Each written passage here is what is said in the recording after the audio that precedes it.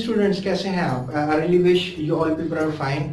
Students आज जो है बहुत इंटरेस्टिंग लेक्चर है। आज मैं आपको जो है इस लेक्चर में आयनिक बॉन्डिंग के बारे में समझाऊंगा और आयनिक बॉन्डिंग क्या होती है और आयनिक बॉन्डिंग को कैसे समझा जा सकता है और ये किन किन एलिमेंट्स के दरमियान होती है, ये आज का मौजू रहेगा।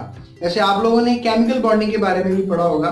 केमिकल बॉन्डिंग जो है it's basically the force of attraction between two atoms. अगर हम केमिकल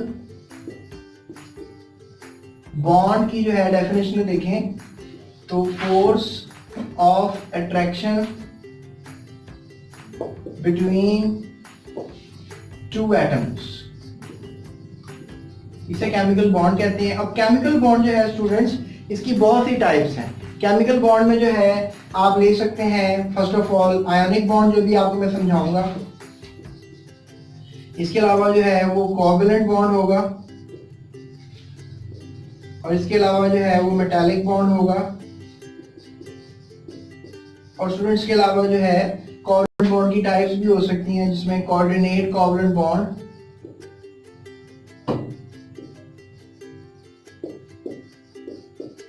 और पोलर और नॉन पोलर बॉन्ड्स भी होते हैं।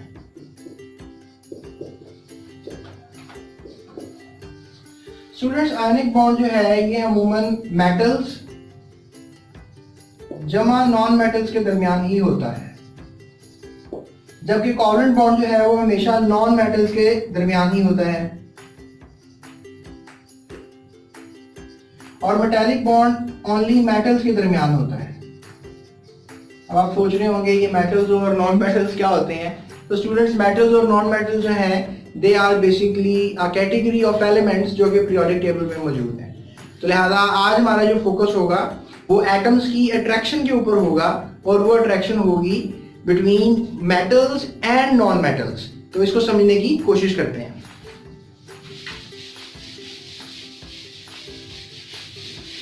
स्टूडेंट्स आयनिक बॉन्ड अगर आपने बनवाना है तो just need to think about few groups, specially the first group of the periodic table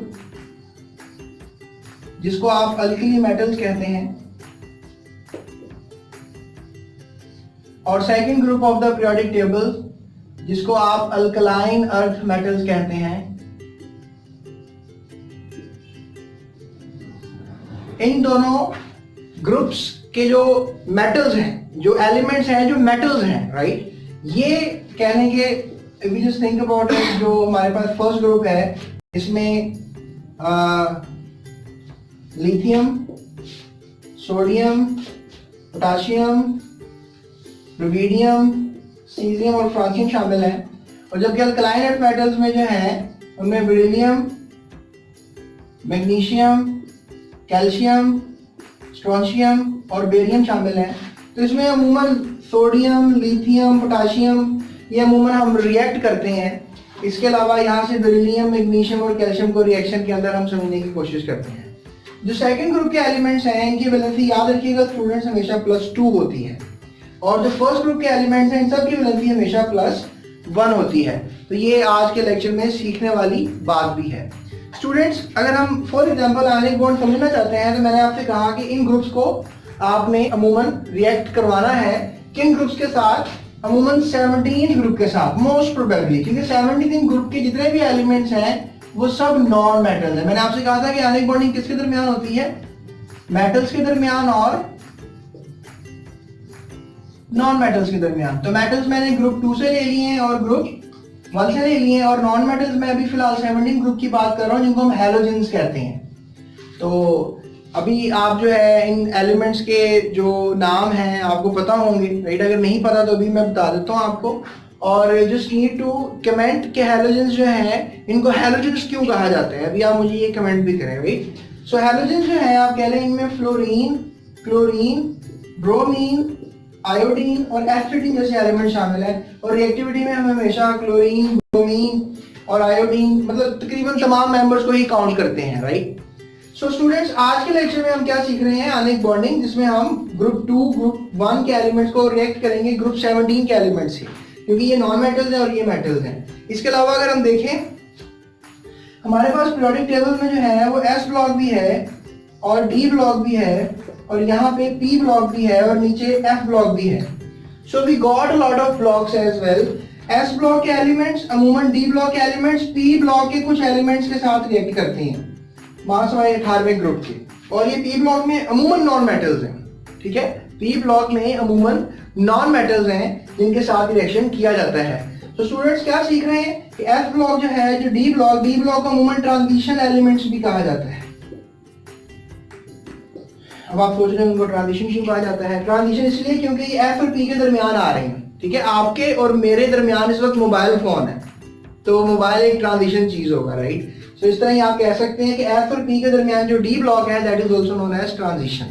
students, what we are understanding over here कि जो S ब्लॉक है, जो D ब्लॉक है, ये अमूमन इनके जो एलिमेंट्स हैं अमूमन मेटल्स कहलाते हैं, और ये रिएक्ट करते हैं P ब्लॉक के नॉन मेटल्स के साथ। और जब ये रिएक्शन करते हैं, और रिएक्शन कैसे होता है, और फिर डेफिनेटली दे कंबाइन, कोई फोर्स इनको आपस में इकट्ठा रखती है, तो उसको हम क्या नाम देते हैं? Ionic bond. लेकिन अभी समझते हैं, आई होप कि आपने थोड़ा सा कॉन्सेप्ट क्लियर हो गया होगा कि बॉन्डिंग किस किस के दरमियान होगी।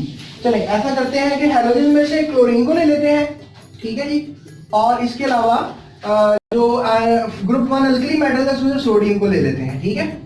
सो आयोनिक बॉन्डिंग का एक सिंपल सा मैं आपको मीनिंग बताऊंगा कि आयोनिक बॉन्डिंग जो है, you can just say that कि बिटवीन आयंस होती है। सोडियम जो है वो पॉजिटिव आयन बन जाता है, क्लोरीन जो है वो नेगेटिव आयन बन जाता है।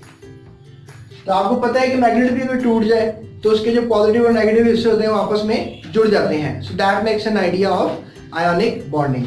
तो you can just say that कि जो सोडियम है इसकी वैलेंसी है 1s2, right. Let me change the marker, 2s2, 2p6 and 3s1, ठीक है जी, KLM। इसके 3 शेल्स होते हैं, ठीक है। अगर बनाकर देखना चाहें तो यू कैन जस्ट से इट लाइक दिस कि इसमें टोटल इलेक्ट्रॉन जो है, प्रोटॉन जो है वो टोटल कितने होंगे? 11 होंगे, और न्यूट्रॉन कितने होंगे? Something like 12। टोटल मास इसका सोडियम का 23 होता है, ठीक है जी। सोडियम का मास जो है वो 23 होता है, एटॉमिक नंबर 11 होता है। तो लिहाजा वी हैव फर्स्ट शेल, इसमें 2 इलेक्ट्रॉन, सेकेंड शेल उसमें टोटल 8 इलेक्ट्रॉन, टोटल 10 हो गए, और आउटर शेल में 1 इलेक्ट्रॉन। और क्लोरीन को अगर हम देखें तो 1s2, 2s2,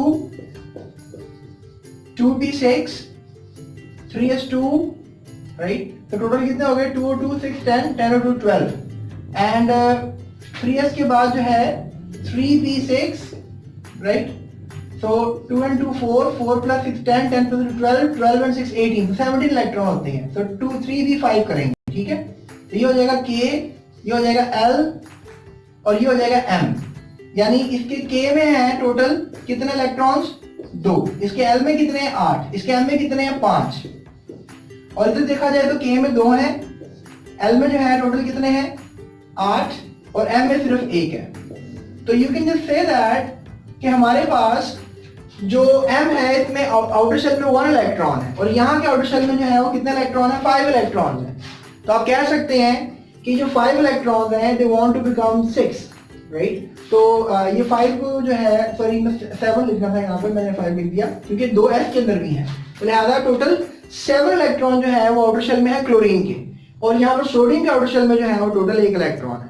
तो लिहाजा सोडियम क्या करेगा? आउटर शेल से 1 इलेक्ट्रॉन निकालने की स्लाइड रखेगा, और यहाँ पे क्लोरीन के पहले शेल में 2, दूसरे शेल में 8, और तीसरे शेल में 7 इलेक्ट्रॉन है। और आपने एक रूल पढ़ा है पीछे किताब में, ऑक्टेट रूल, जिसका मतलब है कि आउटर शेल में 8 इलेक्ट्रॉन होने चाहिए। तो लिहाजा आउटर शेल में भी कितने हैं? 7। आउटर शेल में कितने हैं? 1। तो आउटर शेल में से ये 1 निकाल देगा तो ये शेल ही खत्म हो जाएगा। अब ये वाला जो शेल है ये आउटर शेल हो जाएगा, इसमें 8 हो जाएंगे, और लिहाजा एक जो इलेक्ट्रॉन निकलेगा वो इस शेल में चला जाएगा, और इसके टोटल कितने हो जाएंगे? जो कि इसने सोडियम से गेन किया है +1, यानी कि टोटल 8 इलेक्ट्रॉन। लिहाजा इस तरह सोडियम भी फॉलो कर लेगा अपनी नियरेस्ट नोबल गैस को, 11वें नंबर पे है, 10वीं पे नियॉन है, इसको फॉलो कर लेगा। ये नियॉन के पास 10 इलेक्ट्रॉन होते हैं, ये भी बात याद रखिएगा, राइट। ये जो एलिमेंट्स होते हैं ये नोबल गैसेस को फॉलो करते हैं, ठीक है। ये 8 इलेक्ट्रॉन क्यों चाहिए, 2 क्यों चाहिए? ये नोबल गैसेस की वजह से है। जो हीलियम के करीब है वो डुप्लेट पूरा करने की कोशिश में है। हीलियम के आउटर शेल में 2 इलेक्ट्रॉन होते हैं, और नियॉन के आउटर शेल में जो है वो 8 होते हैं। तो डेफिनेटली जो नियॉन के करीब एलिमेंट्स हैं वो सब जो है कोशिश करेंगे उनके आउटर शेल में तकरीबन जो है वो हो जाए तकरीबन 8 इलेक्ट्रॉन, या टोटल अगर नियॉन के पास 10 है तो किसी एलिमेंट के पास 11 है तो उनकी जगह 10 हो जाए। जैसे फॉर एग्जांपल सोडियम के पास हमारे पास 11 इलेक्ट्रॉन थे और नियॉन के पास 10 थे, तो सोडियम ने 1 इलेक्ट्रॉन लूज कर दिया, उसके पास अब 10 हो गए, यानी सोडियम नियॉन बन चुका हुआ है। यानी इसकी इलेक्ट्रॉनिक कॉन्फ़िगरेशन जो है वो किसकी कॉन्फ़िगरेशन के बराबर होगी है, नियॉन की कॉन्फ़िगरेशन के बराबर। और यहाँ पर 1 इलेक्ट्रॉन आ गया हुआ है, तो you can just say that कि इसकी कॉन्फ़िगरेशन जो है ये हो गई हुई है किसके बराबर, आर्गॉन के बराबर, क्योंकि आर्गॉन में हमें पता है कि देयर आर टोटल 18 इलेक्ट्रॉन्स और 1 इलेक्ट्रॉन गेन करने की वजह से 2 और 8 10 और 8 18 इलेक्ट्रॉन जो है इसके अंदर हो जाएंगे। और यही वजह बनेगी कि सोडियम जो है वो 1 इलेक्ट्रॉन लूज करने के बाद आयन बनेगा, और यहाँ से क्लोरीन जो है वो 1 इलेक्ट्रॉन गेन करने के बाद आयन बनेगा, और इनके आयन बनने से एक आयनिक इलेक्ट्रोस्टैटिक अट्रैक्शन जनरेट होगी, और ये इलेक्ट्रोस्टैटिक अट्रैक्शन जो है इस बात का सबूत होगी कि दोनों आयन्स आपस में इकट्ठे रहेंगे, यानी कि अट्रैक्टेड रहेंगे, यानी एक ताकत रहेगी जो दोनों एटम को इकट्ठा रखेगी, और आयन की ताकत जो आयन्स को इकट्ठा रख रही है उसको बॉन्ड बोलेंगे, that is going to be known as ionic bonding. So I hope आपको सोडियम क्लोराइड की एग्जांपल से जो है मैंने कोशिश की समझाने की। इस तरह तमाम एलिमेंट जितने दूसरे एलिमेंट्स हैं, they will also try to do the same things, they will try to follow the octet, they will try to follow the duplet, and आज के लेक्चर में जो है मैं आपको यही बात शेयर करूंगा। सो अभी मजीद वीडियोस देखने के लिए अभी आप डिस्क्रिप्शन में जाएं, क्लिक करें उस छोटे से एरो को, और डिस्क्रिप्शन में जाकर जो है आप तमाम वीडियोस जो है वो देख सकते हैं। और इसके अलावा स्टूडेंट्स अभी आप मेरे चैनल को जो है वो लाइक शेयर सब्सक्राइब जरूर करें अगर आपके लिए वीडियो हेल्पफुल साबित हुई है, right. So thank you so much for this time. अपना